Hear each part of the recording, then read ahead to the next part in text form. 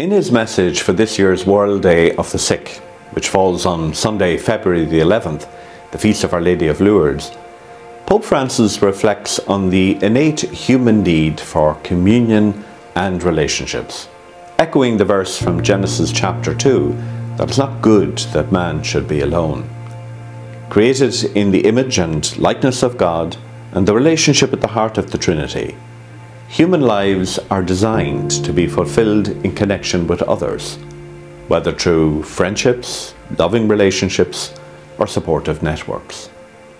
Pope Francis revisits the recent memory of the COVID-19 pandemic and highlights the anguish of isolation that was felt especially by patients who were unable to receive visitors and healthcare workers who had to work in very difficult and often isolated conditions.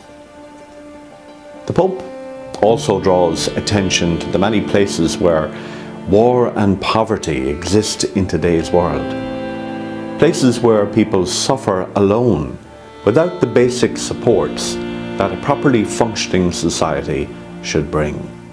Pope Francis's message for World Day of the Sick 2024 reminds us, however, that even in advanced modern societies such as Ireland, the prevailing culture of individualism that prioritizes productivity over human connection can lead to a sense of abandonment and isolation, particularly among the elderly and the sick.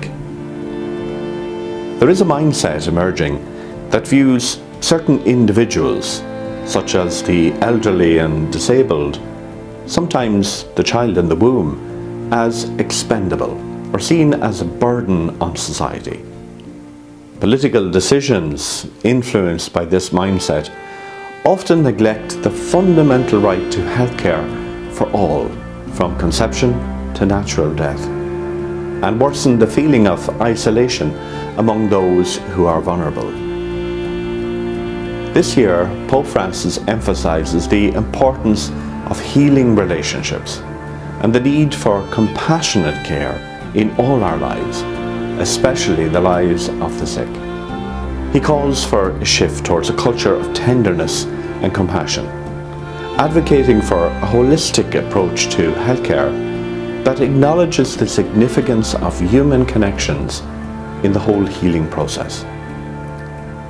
Pope Francis concludes with a call to all Christians to emulate the compassion of Jesus. The sick, vulnerable and poor are at the heart of the Church and always must be at the heart of our pastoral attention. It is so tragic and so sad that many countries, particularly in the Western world, are not taking into account the deep ethical considerations that surround the basic and foundational human right to life. Abortion and euthanasia are now promoted as necessary and essential in the provision of healthcare, without any consideration for how they undermine the very notion of genuine care and concern for others.